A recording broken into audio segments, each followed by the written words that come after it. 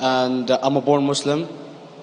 My problem is that I practiced Islam when I was... Brother, first we'd request questions from the non-Muslims. Once all the questions from non-Muslims are over, inshallah we'll give you a chance. Yeah, but I'm telling you my problem only. It's okay. But you said you're Ahmad and you're a born Muslim. I am born Muslim. But now are you a Muslim or not? I'm agnostic. Oh, so now you have left the religion of Islam. Yeah, I'm confused. Okay, fine. If you have left the religion of Islam, you can ask the question, brother. Okay.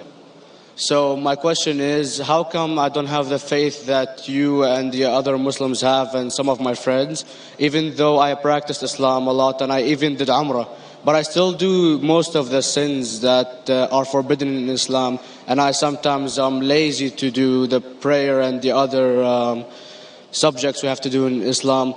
I have read many books and about other religions and conspiracy theories and documentaries and such. I even have seen your own videos on YouTube, and there are many questions that go around my head about Allah and the Messenger and Muslims in general. And basically the most important question is, you said in one of your debates or questions that Allah is the creator and He's uncreated. But I have realized, how can the uncreated exist? And if He exists, how can we notice Him? How can we see Him or hear Him or feel Him or know of His existence if He's uncreated in our own dimension or so? That's one of the questions. Brother Ahmed said that he is a born Muslim. He comes from Iraq. He read the Quran, he read the books. But he commits many sins. He believes maybe sometimes he's agnostic.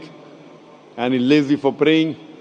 Brother, before I answer your main question, if you do sins and if you are lazy for praying, that does not make you a non-Muslim. As long as you believe that praying is fard, sometimes you miss, it's a sin. It's a major sin that you sometimes don't pray, but that doesn't make you a non-Muslim. If you say praying is not required, then you're doing kufr. But if sometimes you do sin, sometimes minor sin, sometimes major sin, it is haram, it's forbidden, but that does not throw you outside the fold of Islam. There are sometimes waswasa of the shaitan asking you, you're a Muslim, but this is wrong in Islam, this is wrong. And it does deviate the person's mind. At that time, maybe your iman may be low. But these things should not make you consider that you're non-Muslim. Regarding a question that I mentioned in my speech, and you're right, that Almighty God is the creator, but He Himself is uncreated. You ask the question, how can the uncreated, how can we see the uncreated, and how it's possible? Allah subhanahu wa ta'ala is Khaliq, is the creator. And by definition, He's uncreated. Because normally people say that when they try and prove in logic that everything has a creator, who created this table, the carpenter, from where he got, from the tree, who created the tree, so it goes back to Allah. So when many of the people try to convince an atheist, they try and say that everything has a creator, and then they get trapped when the atheist asks him who created Allah. So if you hear my tapes, I never go that way. I ask the atheist that how did you come to know about the universe? How did you come to know about the functioning of the stars, of the sun? And he says, and goes back, that the creator. So it's the vice versa. So if you know how to deal with logic, you don't trip over this problem with the atheist trap, the Muslims or the believers, by saying who created Allah. By definition, Allah is uncreated. And if you ask the question, who created Allah? If you have heard my tapes, I give the reply. That suppose a person comes and says that my brother John. Yeah, I know, I saw that, I heard that's funny, but I mean, how does he exist if he's uncreated? Not that is Allah. Yeah. That's the difference between you and Allah. How does he exist? Means he was existing. He doesn't have a beginning. You and I have a beginning, that's human being. So that's the difference between us and Allah. You can't say that Allah has to be like us. If Allah is like you and me, why should we worship Him? I see, but have you heard of the phenomenon, the Big Brother? used by various orders and political agendas to control the people and such by implementing it into multiple gods, and then later on it became a monotheistic religions all over the world to make it easier for Big the Brother, people sorry, to... I've never heard of the religion Big Brother. It's not a religion. It's like a theory, an idea, basically. For What does it say? Yes? What does this idea say? What does it say? Is that when you have a big brother, it's easier for you to live life. When you have someone watching you the whole time, understanding you the whole time, protecting you the whole time, being with you the whole time, and you can talk to him, although he never talks to you back, maybe in your dreams, due to your mind and such, it's easier for you to live. While a human who does not have a big brother and is not easily controlled into doing so and is having complete freedom is a danger for the major ruling powers and such. What does this say? I don't understand. Big Brother may be there, Big Brother may not be there. What does it have to do with Islam and God? What does it have to do? Because basically Allah is watching you the whole time. So you want to say that Allah is like a big brother? Indeed, you use him for your protection so you won't be scared. You know what I mean? See, this is the hypothesis. Hypothesis. If you have heard, how do I convince an atheist? If you have heard my answer, that you said that you're agnostic, you're atheist.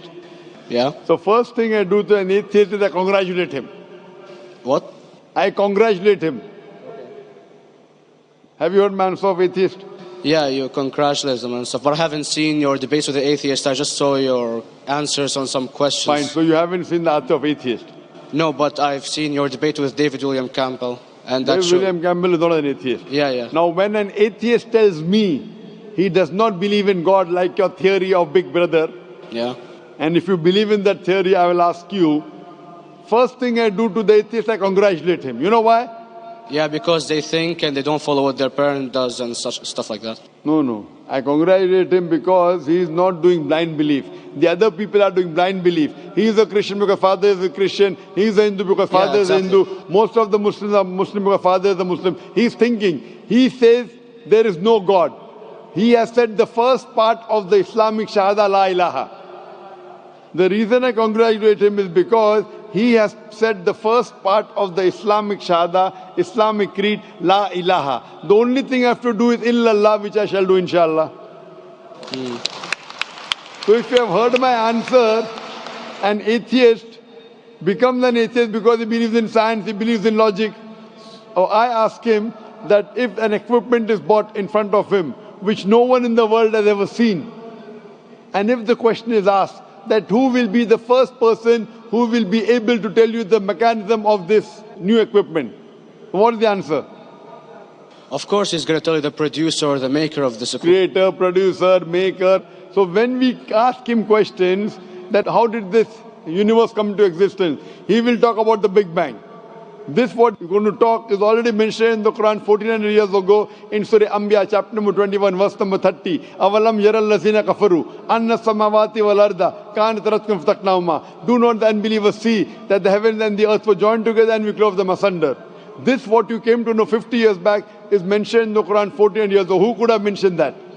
Well, in various civilizations in like 2000 or 5000 BC before Islam came or Christianity itself, there was various civilizations that are good in astronomy and they know more about our solar system than we do now, sadly. Brother, your knowledge of science is little, not in-depth. I do agree. There are certain things which were known as hypotheses. For example, we came to know, we were proved that the earth was spherical in 1577.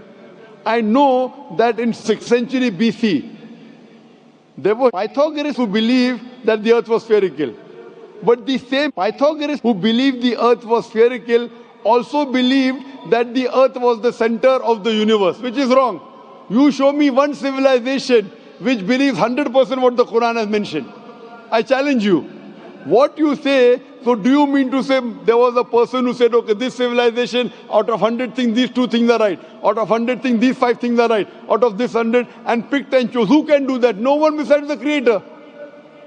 Even if you know that there were 10 different civilizations, hundreds of civilizations, there is not a single civilization that you know in the past which knew 100% of science what we know today.